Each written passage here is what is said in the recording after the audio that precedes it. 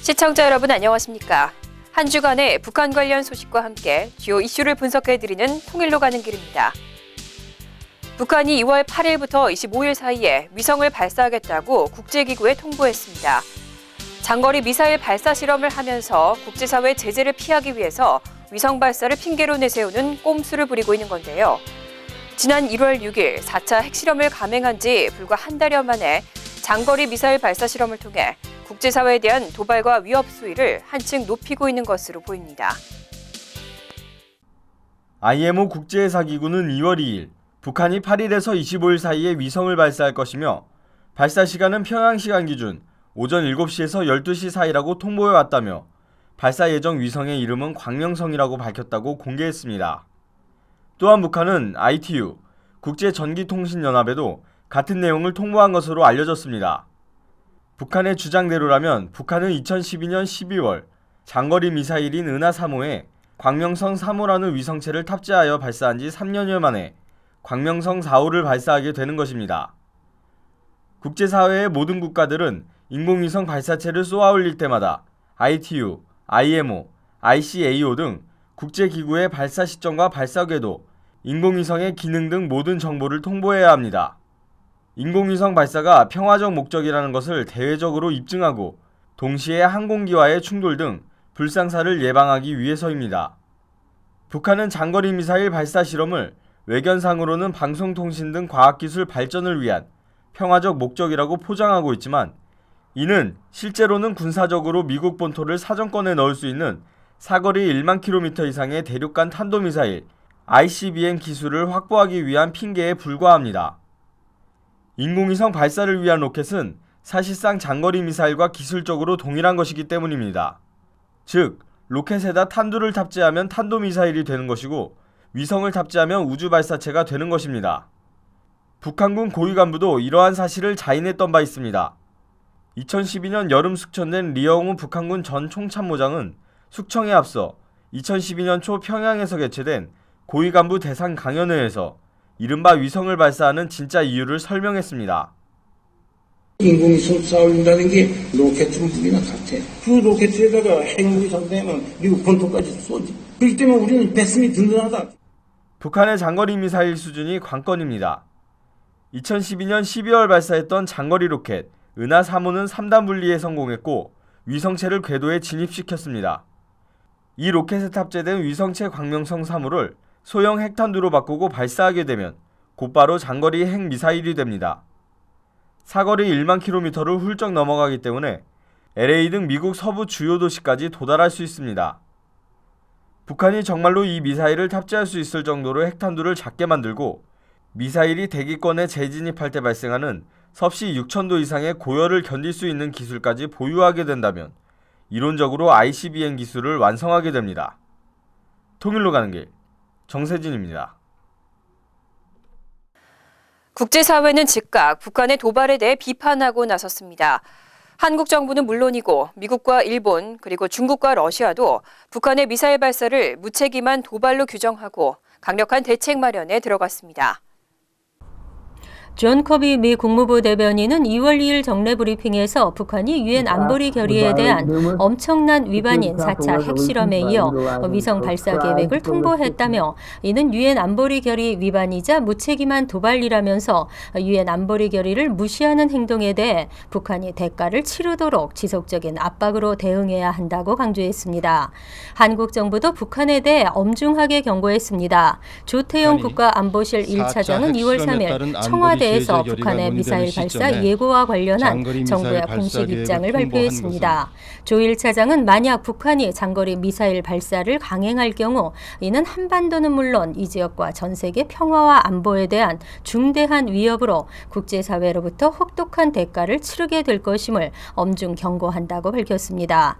일본은 아예 북한 미사일이 영토, 영공, 영해로 진입하면 요격하는 파괴 조치 명령을 발령했습니다. 이 명령은 북한 북한의 미사일 발사 징후가 포착되던 지난 1월 28일 자위대에 하달됐으며 일본 정부는 이 명령을 공개하지 않다가 북한이 인공위성 발사를 예고하자 2월 3일 언론에 공개했습니다.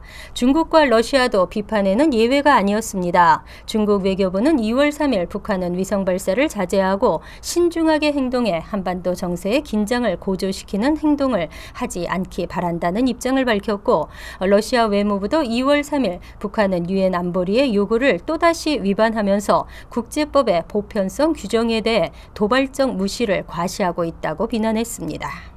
통일로 가는 길 권미숙입니다.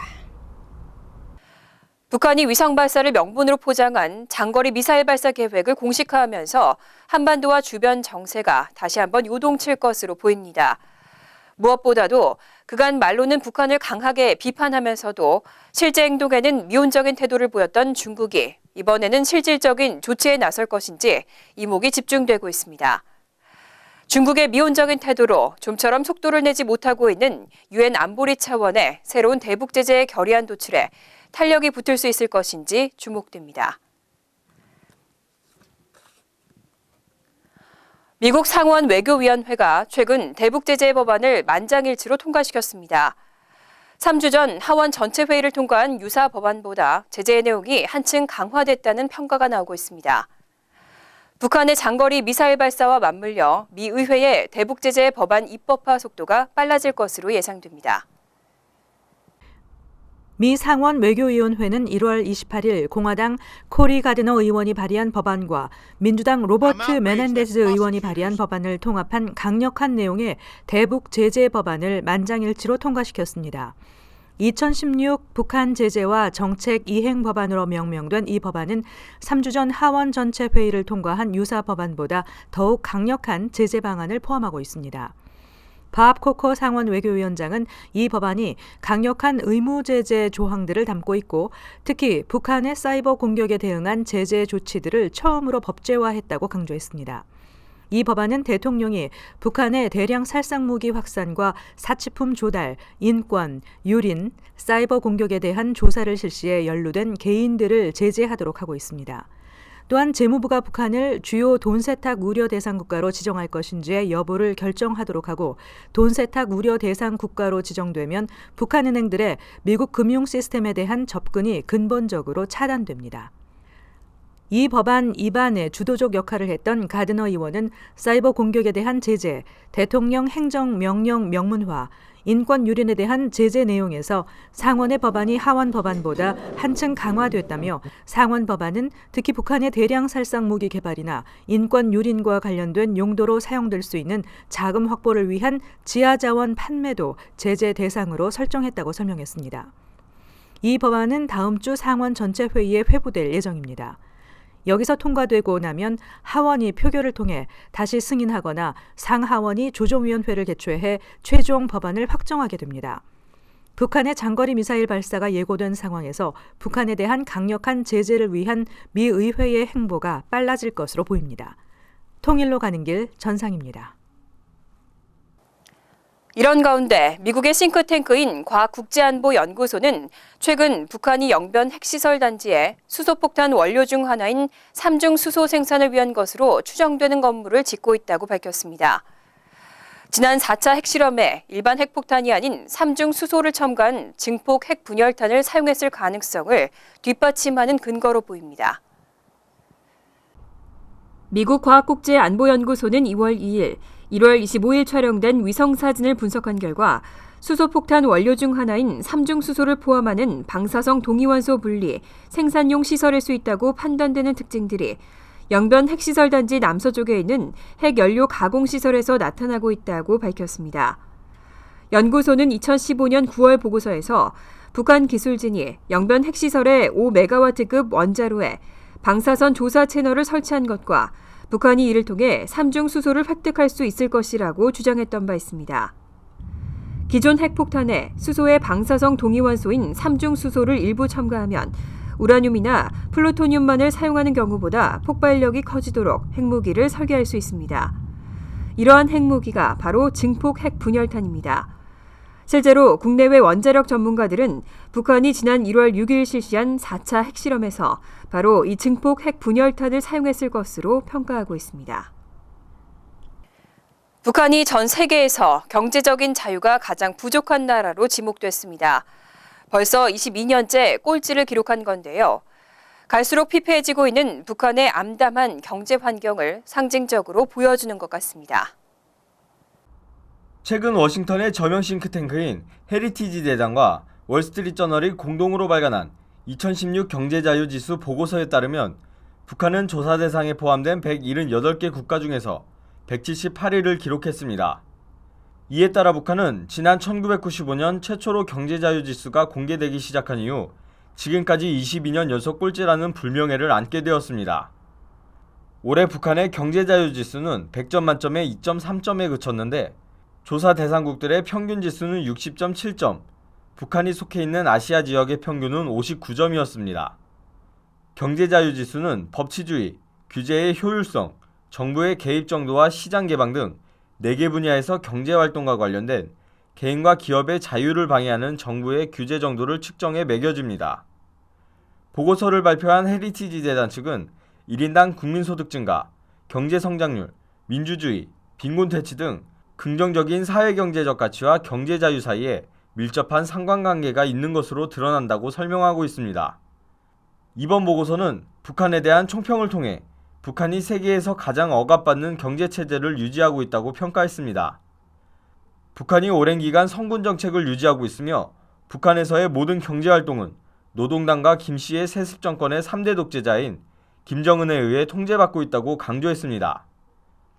법치주의 분야에서는 북한 경제 전반에 부정부패가 만연되어 있다고 기술했으며 정부 개입 부문에서는 효율적인 세금 징수 체제가 없고 나라의 자원이 군사 부문에 비정상적으로 집중되어 있다고 지적했습니다. 한편 올해 조사에서는 홍콩이 88.6점으로 22년 연속 1위를 차지했고 싱가포르, 뉴질랜드, 스위스, 호주가 그 뒤를 이었습니다. 미국은 지난해보다 한 단계 오른 11위를, 한국은 지난해보다 2계단 오른 27위를 각각 기록했습니다. 통일로 가는 길, 정세진입니다. 경제 자유지수뿐만이 아닙니다. 국제적 마케팅 기업인 위알소셜이 최근 발표한 보고서에 따르면 북한 주민들의 인터넷 이용률도 세계 최하위로 평가됐습니다. 북한을 세계에서 가장 단절된 지역이라고 부르는 이유가 분명하게 나타난 겁니다. 위아소시얼이 1월 27일 발표한 디지털인 2016 연례 보고서에 따르면 북한의 인터넷 이용자는 약 7천 명으로 북한 전체 인구의 0.03%에 불과했습니다. 이는 조사 대상 214개국 가운데 꼴찌에 해당하는 것으로 전 세계 평균인 46%보다 훨씬 낮은 수치이며 북한에서는 극소수를 제외하면 주민들의 인터넷 접속이 근본적으로 차단돼 있다는 것을 의미합니다. 인터넷 이용자 비율이 미미한 상황에서 페이스북과 같은 SNS를 사용하는 북한 주민들도 당연히 적을 수밖에 없습니다. 위아소시얼은 북한에서 컴퓨터를 통해 SNS에 접속하는 인구가 6,800명, 스마트폰과 같은 모바일 기기를 통한 SNS 사용자가 4,000명 정도인 것으로 추산했습니다. 반면 이번 조사에서 북한의 휴대전화 이용자는 꾸준히 증가하고 있는 것으로 나타났습니다. 북한의 휴대전화 이용자는 전체 인구의 13%인 약 331만 명으로 2015년 1월에 280만 명에 비해 50만 명 이상 증가한 것으로 추산됐습니다. 이렇게 휴대전화 이용자가 증가하면서 북한 당국의 통제와 검열도 증가하고 있습니다. RFA의 보도에 따르면 북한 당국은 1080 상무라는 휴대전화 단속을 전담하는 조직을 신설하고 작년 말부터 본격적인 검열을 시작한 것으로 알려졌습니다. 1080 상무는 일반 주민들의 휴대전화를 임의로 검열하거나 회수할 수 있는 막강한 권한을 보유하고 있습니다. 북한 당국은 과거 중국 국경 지역에서 중국의 기지국을 이용하는 불법 휴대전화 사용을 단속해왔지만 합법적인 휴대전화 사용까지 단속하고 나선 것은 처음입니다. 휴대전화 사용자 증가로 통제가 어려워지면서 합법적인 휴대전화 사용이 반정부 활동에 이용될 수 있는 가능성을 우려한 데 따른 것으로 보입니다. 통일로 가는 길 권미숙입니다. 지독한 자아도취에 빠져 있으며 권력 유지를 위해 공포 통치 행태를 지속할 것이다. 누구에 대한 이야기일까요? 바로 북한 김정은에 대한 미국 저명 심리학자의 평가입니다. 전 세계 독재자들의 심리를 분석한 독재의 심리학이라는 책의 저자인 파다리 모가담 조지타운 대학 교수는 2월 1일 미국의 소리와의 인터뷰를 통해 김정은은 북한에 특별한 사태가 발생하지 않는 이상 적어도 앞으로 10년 이상 가혹한 독재 통치를 유지할 것이라고 예상했습니다. 모가담 교수는 김정은이 나이가 너무 어리고 권력은 계속 불안하며 경제 기반이 강력하지 못해 중국에 의존하는 취약한 처지이기 때문에 극단적인 공포 통치를 유지할 가능성이 매우 높다고 분석했습니다. 이러한 독재자들은 정권 유지에 대한 불안감 때문에 미세한 반대 움직임에도 민감한 반응을 보였으며 자신에 대한 불복종 행위에 대해 결코 관용을 베푸지 않았다고 합니다. 모가담 교수는 북한이 4차 핵실험을 하고 미사일 발사를 위협하는 것 역시 극단적인 독재 정권의 전형적인 모습이라면서 독재자들은 주기적으로 긴장과 분쟁을 유발하여 자신의 존재를 확인하고 국민들의 충성을 유도하는 수법을 구사해왔다고 설명했습니다. 그는 김정은의 정신 상태에 대해 극도의 자아도취에 빠져있고 권모술수에 능한 독재자들의 특징을 모두 갖추고 있다고 말했습니다. 나이 어린 독재자의 이러한 정신 상태와 행태는 불행하게도 북한 주민들에게 고통을 줄 뿐만 아니라 한국 국민들에게도 많은 어려움을 줄 것이라는 비관적인 전망을 내놓기도 했습니다. 한편 미국에서 감성지능 2.0이라는 베스트셀러 저자로 잘 알려진 트라비스 브래드베리 박사는 1월 31일자 허핑턴 포스트에 실린 김정은으로부터 배운 5가지 중요한 리더십 교훈이라는 제목의 기고문에서 김정은을 실패한 리더의 대표적인 사례로 꼽으면서 김정은의 5가지 실책을 일일이 지적하고 성공한 리더가 되려면 김정은과 정반대로만 하면 된다고 주장했습니다. 브래드베리 박사는 진정한 리더는 적이나 경쟁자를 제거해서는 안 되고 주변 사람들을 장난감처럼 취급해서는 안 되며 자신에게 무언가 가르치려는 사람을 두려워해서는 안 되고 동맹과의 관계를 소원하게 만들어서는 안 되며 권력을 휘두르는 것과 권력을 보유하는 것이 다르다는 사실을 알아야 하는데 김정은은 이 5가지 범주에서 모두 완벽하게 실패했다는 것입니다. 통일로 가는 길, 정세진입니다. 지난 1월 17일 방송에서는 김정은을 미사일과 탱크 등 무기를 갖고 모래 위에서 놀고 있는 어린아이로 묘사한 미국의 대표적 주간지 뉴요커 표지를 소개해드렸는데요. 모가디 교수의 분석을 접하고 나니 뉴요커의 표지 모델로 등장한 김정은의 모습이 단순한 풍자가 아니라 현실에 가깝다는 생각을 하게 됩니다. 일본 경찰이 조총련계 인사를 사기 혐의로 수사했는데 이 과정에서 북한 공작기관이 조총련을 통해 옛 통진당 인사들에게 지령을 내리는 등 한국에서의 공작을 벌여온 것으로 드러났다고 합니다. 이 인사의 컴퓨터에는 대통령 선거를 통해 친북 정당의 주장을 침투시켜라 등 구체적인 지시까지 포함되어 있었습니다. 요미우리 등 일본 언론들의 보도에 따르면 일본 경시청 공안부가 지난해 6월 실업급여 관련 사기 혐의로 도쿄 고다이라시에 있는 조총련계 교육기관인 조선대학교 경영학부 전 부학부장 박재훈 씨의 자택을 압수수색한 것으로 알려졌습니다.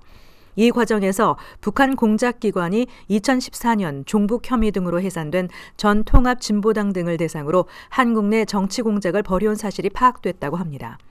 일본 경찰이 압수수색을 통해 확보한 박 씨의 컴퓨터를 분석한 결과 북한의 대남 공작기관인 22599로부터 받은 이메일과 지령 문서, 옛 통합진보당 전직 간부가 박 씨에게 보낸 활동 보고서와 이메일 등이 확인됐습니다. 특히 225국이 2007년에서 2008년 박 씨에게 지시한 문서에는 한국 대선을 통해 친북 정당의 주장을 침투시키라는 등의 내용이 들어있는 것으로 전해졌습니다. 박 씨는 지난 2000년부터 225국의 지시를 받고 일본에서 대남 공작 활동 거점을 구축했으며 박 씨를 통해 북한 공작기관에서 활동 보고서를 전달한 옛 통합진보당 전직 간부는 2011년 3월에는 중국 상하이의 호텔 식당이나 역에서 북한 공작원들과 직접 접촉하기도 한 것으로 파악됐습니다. 일본 경찰은 박 씨가 한국 방첩당국의 감시를 피해 일본을 거점으로 삼아서 한국에서의 공작을 중개했을 것으로 보고 있습니다. 요미우리 신문은 통진당 전직 간부의 실명을 공개하지는 않았지만 그가 한국의 질서를 어지럽힐 목적으로 북한 공작원과 접촉한 혐의 등으로 기소돼 지난해 4월 대법원에서 징역 5년의 유죄 판결이 확정됐다고 소개했습니다. 박 씨는 지난 2일 사기 혐의로 일본 경찰에 체포됐었습니다. 그런데 일본 경찰은 대남 공작 중개 행위가 일본 법률에는 저촉되지 않기 때문에 사기 혐의에 대해서만 사법 처리를 할 계획인 것으로 알려졌습니다. 통일로 가는 길 전상입니다. 한국에서 살고 있는 탈북자 한 명이 북한 정권에 보내는 공개 서한을 통일신문에 실었습니다. 두고 온 고향에 대한 사무치는 그리움과 함께 북한 주민들의 고단한 삶은 돌보지 않고 핵 개발에만 여념이 없는 북한 정권에 대한 분노와 좌절감이 절절하게 묻어납니다. 내 고향 북한이 핵실험을 한 지 벌써 20여일이 됩니다. 너무도 사랑하는데 너무도 부끄러워서 고향이라는 말조차 못하겠습니다. 세계 200여 개 70억 인구 중에 유일한 분단국이라는 사실도 가슴 터지는 일인데 분열과 고통을 끝장내고 통일의 길로 나갈 대신 새 벽도부터 핵실험을 강행해 한반도와 민족을 불안하게 만들고 국제사회로부터 악의 축으로 규탄받고 있는 북한에서 태어난 것이 너무 부끄럽습니다. 아무리 힘이 있다고 큰 소리를 치고 핵융합 기술을 자랑할지라도 악에서 출발한 것은 악의 도구로 규탄받을 수밖에 없습니다. 어찌하여 그리도 악인이 되기를 자처하며 악의 축이 되기를 즐겨합니까? 어제는 듣기 좋은 말로 통일을 언급했지만 오늘은 핵실험으로 뒤통수를 치고 내일은 또 무슨 일을 저지를지 모르는 사고뭉치 내 고향이 너무 안타깝습니다. 언제까지 선과 악의 구분조차 모르는 우물안 개구리처럼 살아가려 합니까? 북한 김정은에게 진심으로 권합니다. 한반도를 인간우상 독재국가로 만들려는 강팍한 마음을 버리고 나만이 두 팔 벌려 함께 하자고 할 때 그 손을 잡기 바랍니다. 당신들이 핵을 만들고 분란을 만들수록 돌아가는 것은 더 심각한 대북 제재일 뿐임을 명심하기 바랍니다. 북한은 이미 싸움에서 졌으니 이제 변해야만 살 수 있습니다. 남한과의 이념 경쟁과 군비 확장을 버리고 서로 협력하고 도우면서 통일의 길로 나아갈 것을 호소합니다. 오는 2월 16일은 2011년 12월 사망한 김정일 전 국방위원장의 생일입니다. 김정일이 사망하고 권좌에 오른 김정은은 오히려 김정일보다 훨씬 호전적이고 조급한 모습을 보이면서 핵 미사일 개발에 집착하고 있습니다. 전문가들은 김정은의 핵 정책이 김정일보다 훨씬 가감하며 중국을 비롯한 국제사회에 대해 신경을 쓰지 않으면서 위험 부담을 감수하는 행보를 보이고 있다고 지적하고 있습니다. 북한은 아마도 2월 16일 김정일 생일을 맞아 축포를 쏘겠다는 생각을 하고 있는 것으로 보입니다. 핵실험에 이어 장거리 미사일 발사까지 주변국들을 위협하고 국제 안보 질서에 공공연하게 도전하면서 브레이크 없는 기관차와 같이 폭주하고 있는 김정은 정권을 바라보는 국제사회의 시각이 갈수록 싸늘해지고 있습니다. 오늘 통일로 가는 길은 여기까지입니다. 시청해 주셔서 감사합니다.